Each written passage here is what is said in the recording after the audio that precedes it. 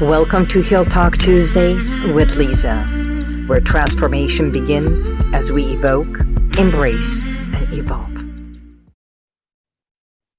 Greetings, and welcome to Heal Talk Tuesdays. This is Liza. Today, I am so excited for having Mr. Don Green with us, and this has been coming. It's been coming because it's an honor having Mr. Don Green. And for those of you who are not familiar and have not heard about Mr. Don Green, allow me to share this.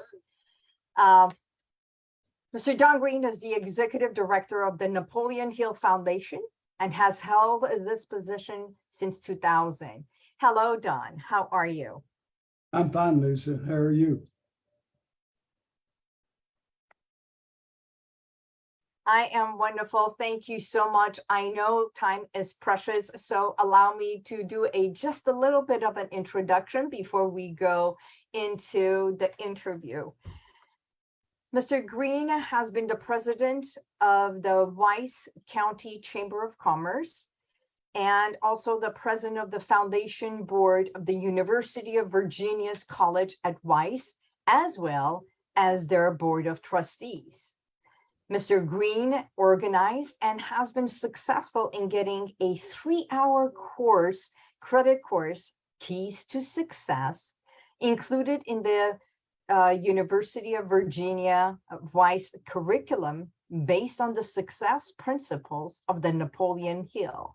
He is also the executive director of the Napoleon Hill Foundation, where his leadership and many scholarships that have been endowed, as well as fully funded the Napoleon Hill professorship in the business department.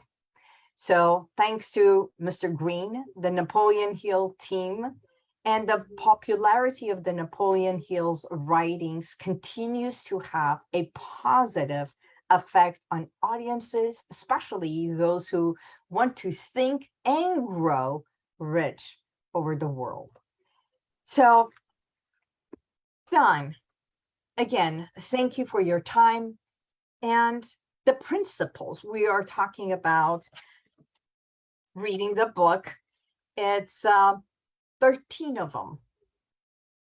Which one do you believe of all the 13 principles is the one that really sets a spark in every business person to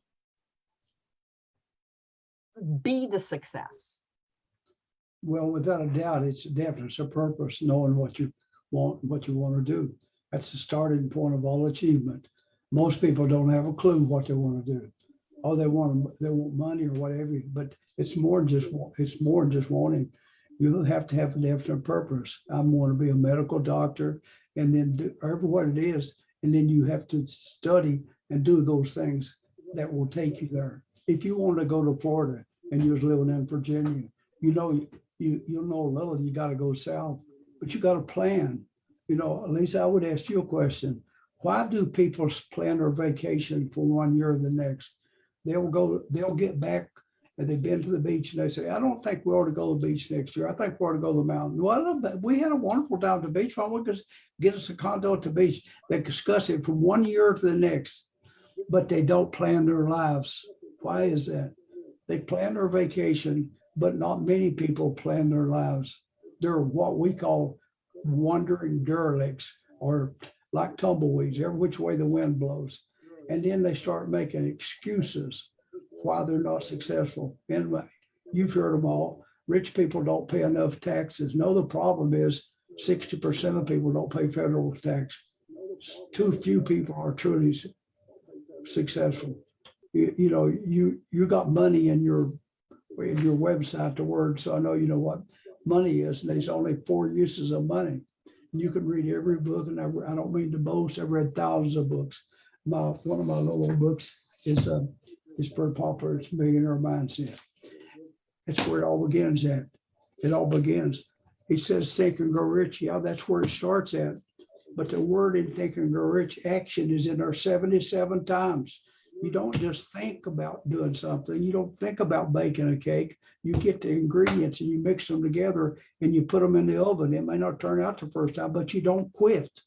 Things that come up confront you. Right. It's a challenge. You keep repeating it till you get it, till it becomes a habit with you. And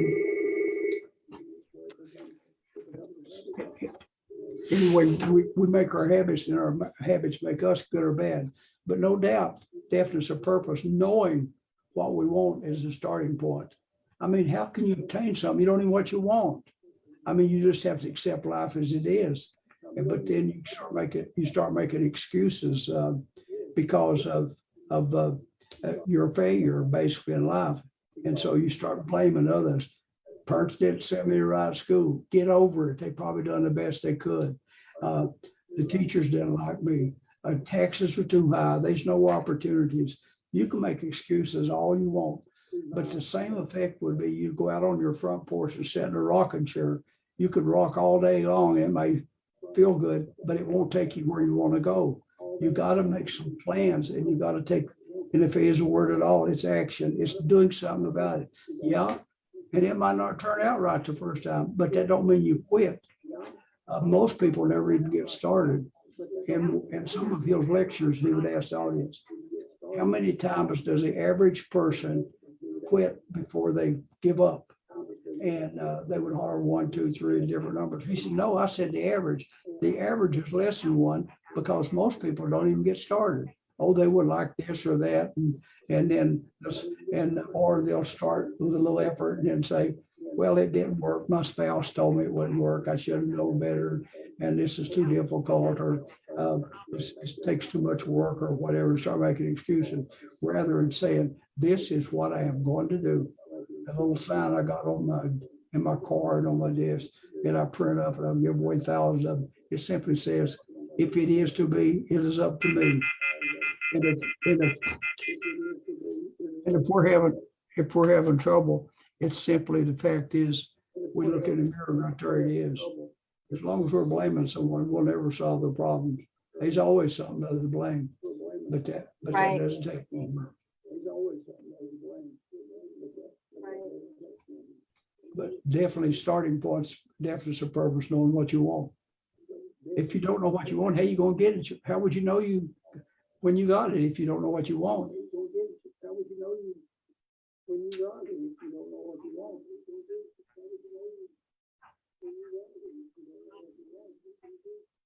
So what would you say is the number one key to success? Or when we think grow too rich, but what is the number one key? Is it having the desire? Is it, a lot of people have faith, and you say, what is your passion? What is your desire? Most people don't even know that. I know you say you have to know what it is. They want to be rich, they want to be successful, but they are not very clear as to what that is. Well, they have to figure that out for themselves. You can't tell your kids, well, I want you to go to vet school or med school. They've got to solve that problem. And if they don't, they'll never get there. Because if parents are saying something like that, I want you to go to med school or whatever, it's got to be what that person wants. Otherwise, they won't develop a passion for it. Because when it doesn't turn out well, that's not what I want to do anyway. So they got an excuse. But if they choose the path they want to take and they don't make it, all they got to do is look in the mirror. They didn't take the necessary steps, get adequate help, make plans. He says the starting point is the main thing is get started. Most people never get started. You'll have obstacles that come up in front of you. And when you said faith, I think that's important. It's not just faith either. It's applied faith. Faith alone, you say you believe something. How strong do you believe it? You know, I know you've heard the tell of the people that walked to Niagara Falls, that walked the cable. And when he walked it blindfolded, he said, are there anybody out there believe that I can put a person in a wheelbarrow and walk them across here, Niagara Falls, blindfolded? And a little boy out there jumps up and hollers, I do. He says, Sonny, come on up here and I'll put you in a wheelbarrow and I'll roll you across. He said, they can't even catch that little boy. He's still running. He said he believed it, but he didn't. He didn't believe it to the extent that he would try it. And that's the important part. It's not faith. It's Exactly. applied faith. You believe it so much that you're going to take action on it, not just a thing that says you'd like to do it. But that's extremely important. Um, Hill gave a speech and he talked about the essentials. And of course, one of them was a deafness of purpose, and one of them was applied faith, and one of them that's really, really important is going the extra mile. I could tell you story after story after story of the principle of going the extra mile. And I always say, go the extra mile and then some. A man interviewed me, and I will tell you what he's worth or his name because he's a private person. 1975, Lisa, I was making about $80 a week working in a finance company. He started a bank and he was short of people. And he wanted to interview me. And I came over and I drove over on a Sunday and interviewed. And he said, and he read the same books. He was the son of a coal miner. He graduated Virginia Tech in engineering, and he's wealthy beyond means. And he said, we're friends. He's a mentor. We have lunch together. We talk on the phone. He supports us financially, among other causes. And he said to me in 75, June, That's beautiful. 47 years ago, Don, if you do a little extra one day, probably won't matter. If you do it for a week, probably nobody knows it. But if you'll work harder than all the other people around you, I promise you, one day you'll be the success most of the world only dreams of. And I remember that conversation like it was 5 minutes ago because it had such deep meaning to me. And it's still true today. Those principles, the principle of going extra mile, it goes back to the Bible time when Jesus was the recipient of complaints from the Jews that Jews were made beasts of burden to carry the Roman soldiers' packs, and they complained. And then they thought they would get sympathy. And they were told, when a man asks you to go a mile, go twain, TWAIN, which means twice. In other words, do more than is required. But most people only want to do enough to barely get by. I did a fundraiser with our old friend Zig Ziglar one time. And he said that he was in a factory and he asked the old boy, said, how long you been working there? He said, ever since they threatened to fire me. And that's so many people, they're scared to death that they're doing a little bit extra. See, they say, I'll do more when I'm paid more. See, they got it backwards. They got no reason to be paid, get an increase unless they're producing more. If they were paid to do a certain amount and they're meeting their obligations, what they was told they'd be paid, but unless they have developed a little bit of personal initiative, which is extremely important, it simply means seeing something that needs to be done and perform it without being told. And it's extremely important is to have personal initiative. Don't wait for the ship to come in. I use that example. I gave a talk one time at the Historical Society back in the 90s. And I was telling the people, and this is a little town where Napoleon Hill was born.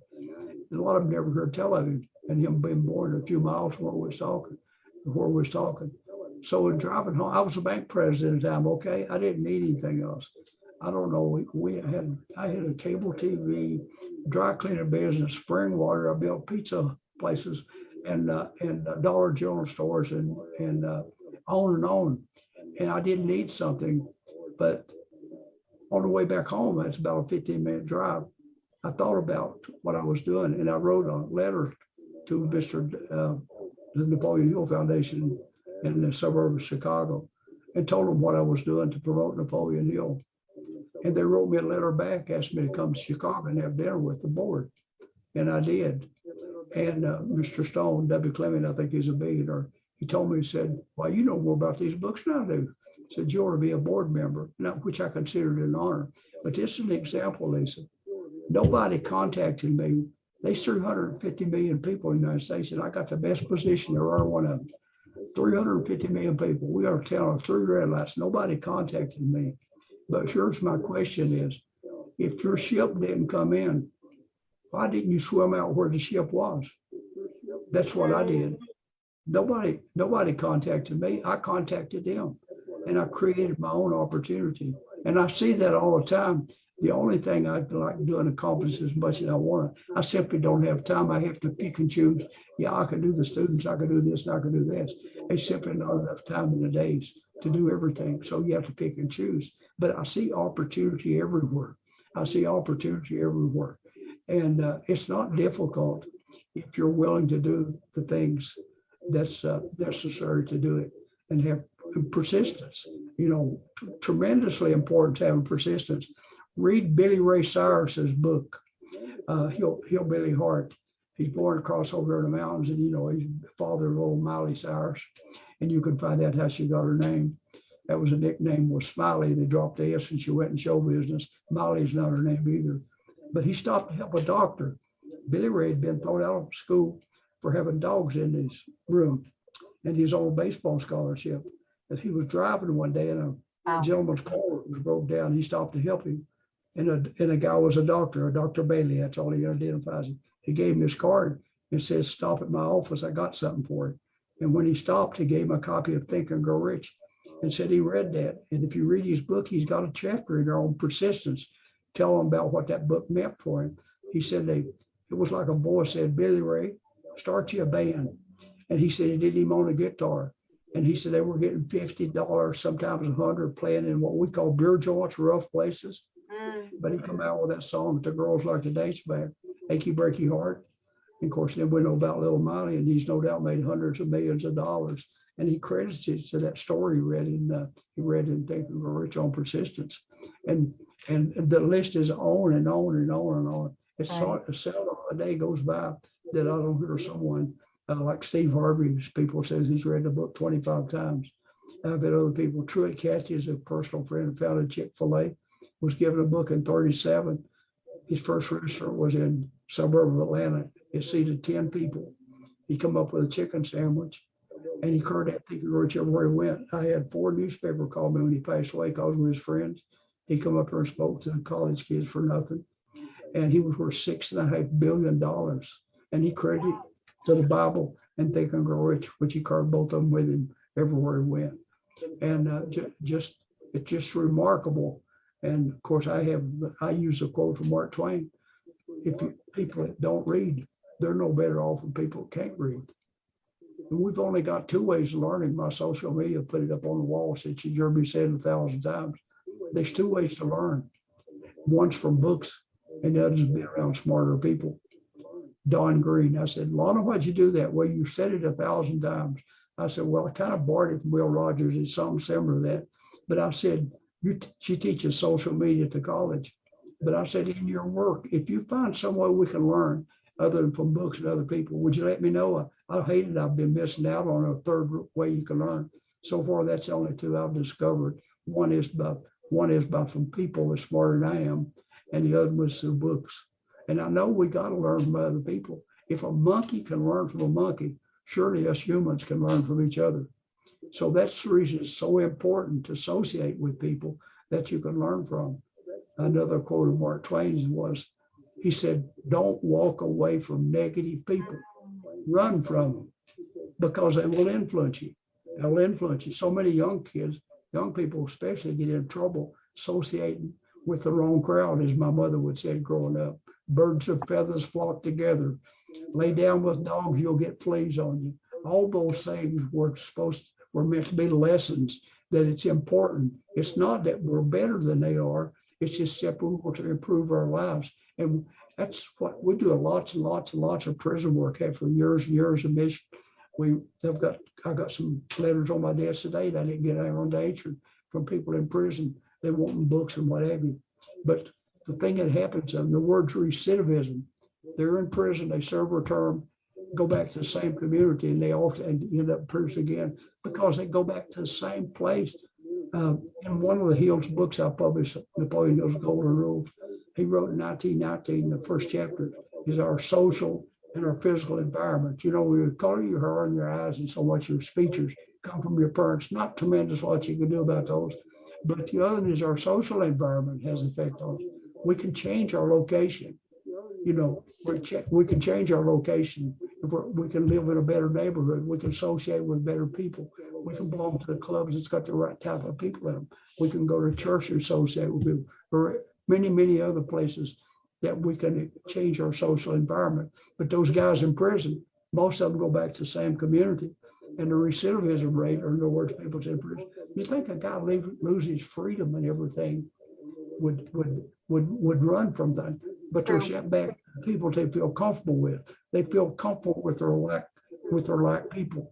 And it's amazing what the social environment will happen to you, because they first may not like it, and then they get a little more accustomed to it, and then they fit right in with it, because that's what everybody they see around them, whether it be smoker or drinking drugs or whatever. They follow because they want to fit in. And it may not be a good fit. It may be what got them in trouble to start with, and it's sad. Wow. But you got me shut up long enough. You'd ask the question. Yeah, I mean, yes, you did. And beyond that, it's like you are such an incredible storyteller. I can literally sit and listen to you for hours and hours. Not only that, you are so gracious. I mean, genuine, what we call it, the kindness. And I've met you in person, and you would think that, especially people at your stature, it's very difficult to reach or to talk to, and yet you are so personable and genuinely kind. Well, I guess it's my upbringing. I've been blessed, and the one road to happiness is helping other people. I heard an old lady in a newsreel. She said that when she got to worrying, she went out in her garden and hoed her garden, because she found out she couldn't worry and work at the same time. So if we're having bad troubles, all we got to do is find someone that's helpful. I mean, in mine, I'm going to tell you story after stories. Like today, I'm helping a guy. He's went through chemotherapy 4 times. I know he had tremendous loss of income, but he's a professional photographer. And I let his wife frame pictures and so forth. I give them assignments and stuff, and I turn right around and give the things away, because I want to put money to them, and to try to help them out.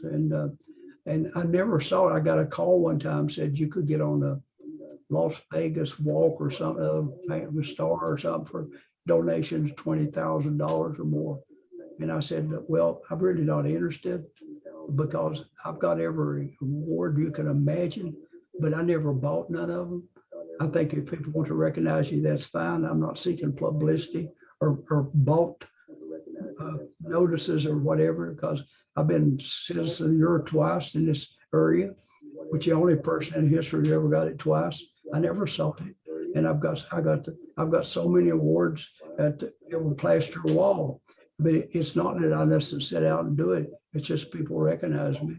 And I hope I won't get killed for this, but this year, next month, I will be the benefactor of the year for the college, which is, I consider, a great honor at the end of next month when they have their yearly meeting, and they honor all the donors of the college. And it's quite an honor. I never saw it. I didn't solicit or nothing. I'm the only one I ever asked about. I got the Sam Walton Award myself for community service one year, and I actually called them where it come from. I said, how did this come about? I mean, I'm just curious, really. I mean, I'm a stockholder and I love Walmart, and 52% of the people never had a full-time job, and he works 1.5 million people. I don't care what people says about Walmart, they provide tremendous service.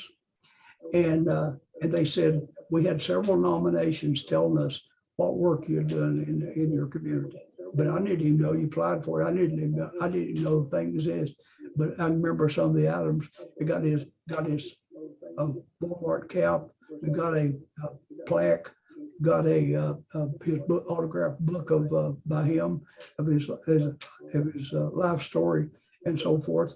And it was a good feeling, especially the fact that I didn't know it was coming. I didn't know about it.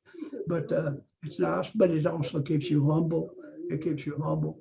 That people recognize what you're doing, because I didn't seek it. I just meant to do well and to make a little bit of difference and bless your heart, or whatever I could, and that's rewarding itself, because what it does to you when you're helping others, you're at peace with yourself.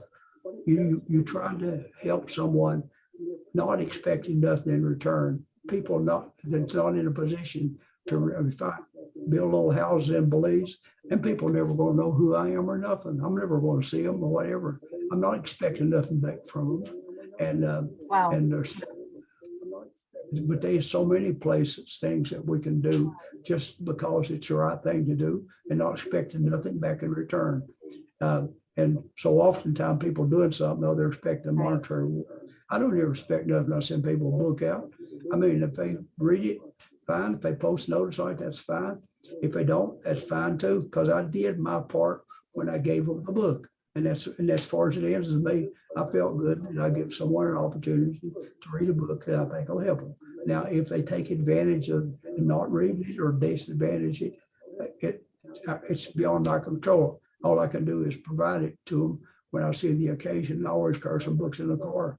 If somebody says something about a book, I can always get them a book. But I'm not expecting nothing in return, because most of the people I probably never see again.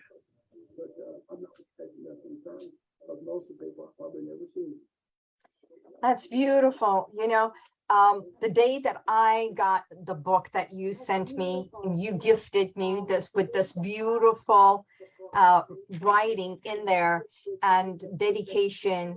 This is beautiful. It's your book, and yet it comes from the principles of the Napoleon Hill.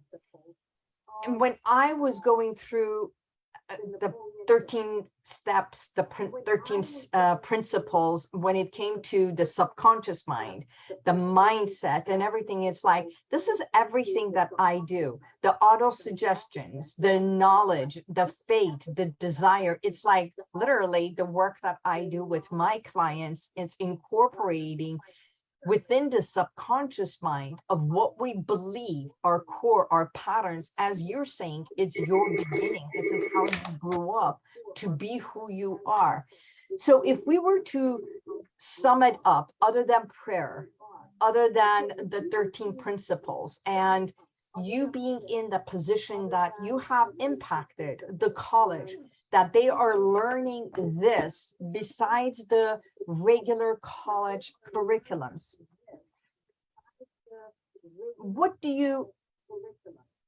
other rituals do you have that enhances not only your life, but how you have taught your daughter and your grandson and everyone else that you come to contact with? If you had one nugget to leave with, what would it be for our audience?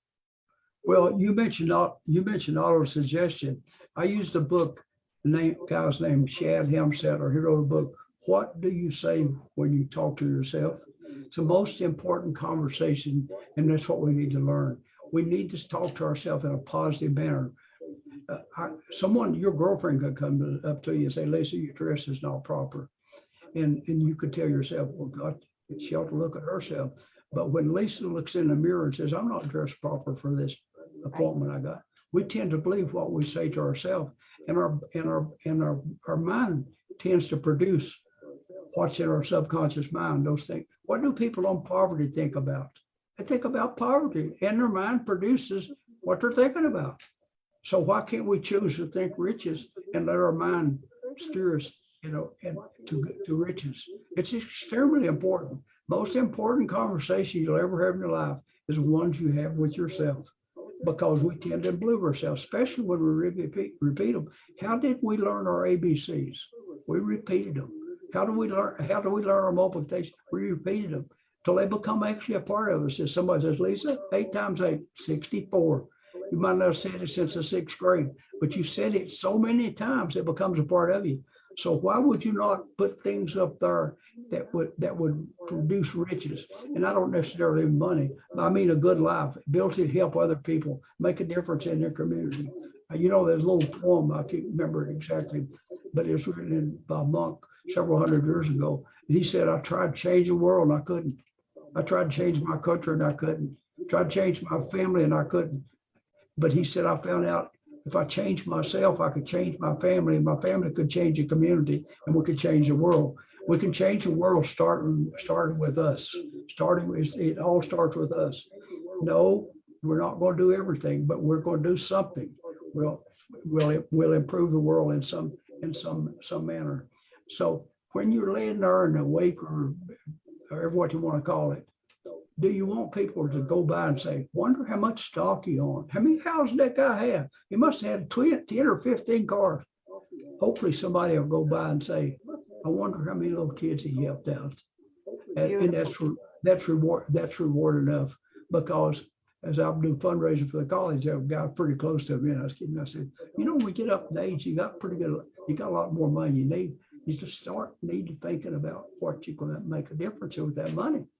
And he said, what do you mean? I said, well, I don't think we're going to take it with us, but if you go before I do and you take all that money with you, would you get word back to me how you done it? He said, yeah, I got the list and I know what you're talking about. I said, okay, we're friends, we're business partners too. But anyway, it is, because we are put here to encourage one another. We're put here to give. Acts 20:35, and I'm not a preacher, but it simply says it's more blessed to give than receive. The girl that works in Valerie, the girl works in development, must have been here for 30 years. I've worked with her.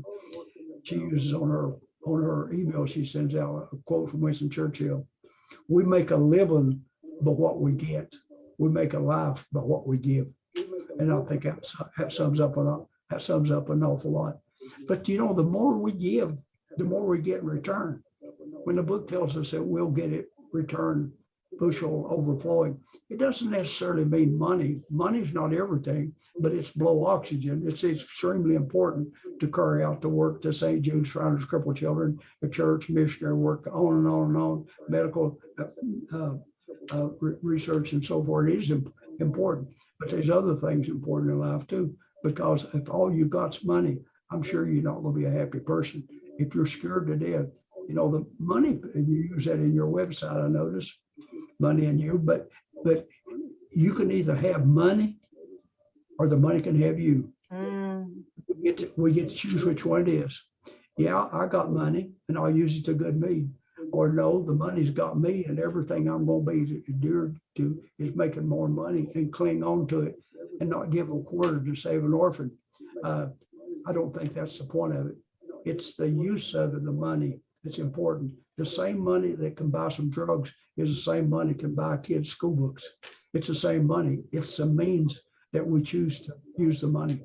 And it's important that we try to make use of the money in a way that we, as judgment says, that we can use it. And we got started to get into it. I'll shut off anytime you want me to. We got these 4 uses of money, and I've read, and I started to tell you the first use of money is food, clothing, and shelter. President Eisenhower said, if all you get out of life is food, clothing, and shelter, that's what they get in prison. They all get food, clothing, and shelter. So life's a little more than food, clothing, and shelter. And the second reason for money is we have to have money when we're too old to work or they physically not able to. So we need some money put back. I call it for a rainy day. Right. And the third reason for money is I call it leading a good life. Those clothes you wear, those trips you take, that fancy Fuji, it takes money. That's the third use of it. And then the fourth, you've taken care of food, clothing, shelter. You've taken care of money when you lay back, when you get old. You've led a good life. And the fourth, you still got money. And yours where you can make a difference of truly successful people. They've got excess money that they can spend at their own choosing. If they want to help their church, they want to help St. Jude's, or they want to help their grandkids or whatever good cause. Most people don't get to number 4 because they skip number 2. They didn't plan. These Victor Hugo said they weren't planning to fail. They simply failed to plan. That's over 100-year-old quote. And I think it says a lot. People weren't planning to fail. They just failed to plan. And it's important that we sit down and say what this is what we're going to do and put it in writing. Well, everyone, I want you to know those are nuggets, like gem. Those are golden, truly.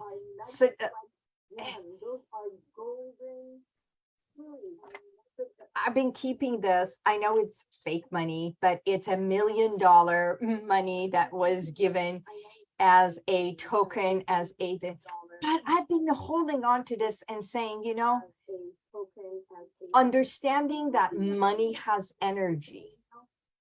And when we think about it as something that is abundance and prosperity, then has a whole different meaning of the energy that it gives and how we give it and pay it forward in life. Absolutely. So with that, I know you have a short time, and we have come to our time of the session that I asked for this interview. You've been gracious for your time and your generosity. I thank you so much, Don. And this has become my new Bible, except the Bible. And I look forward to meeting you again in person. And is there any way that we can gift one of your books to one of our audience if the first person who says or does something, would you like to gift a book to somebody?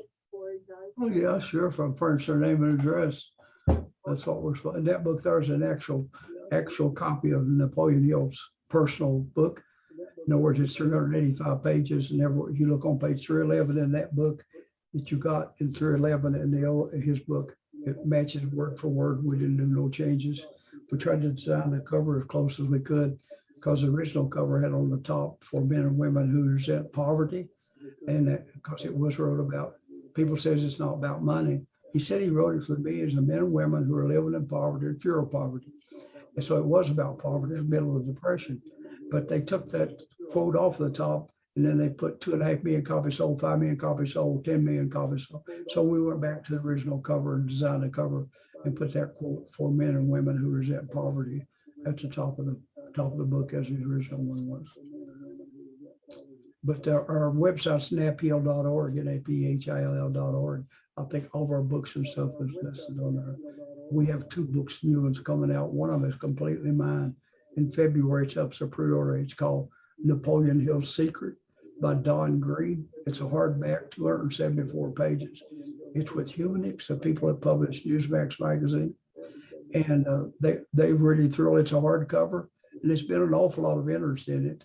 It won't be out till February the 7th, but it's already up as a pre-order, and it's already an ebook. And the foreign publishers have already been contacting us wanting to last it. So I think it will do well.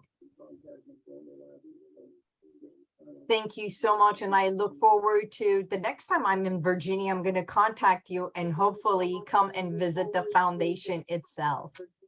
Okay. You're very kind. I wish you the best. Thank you so much, Don. Again, thank you for our viewers.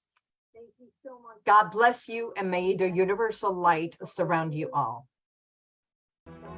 I'm Liza Boubari, and this is the 3E event. Journey within and harness your inner power. September 30th, October 1st, at the Westin Rancho Mirage Resort and Spa. Get your tickets today at the3eevent.com. And if you like this, share it, subscribe, and go to YouTube, and you'll see the rest of all my podcasts.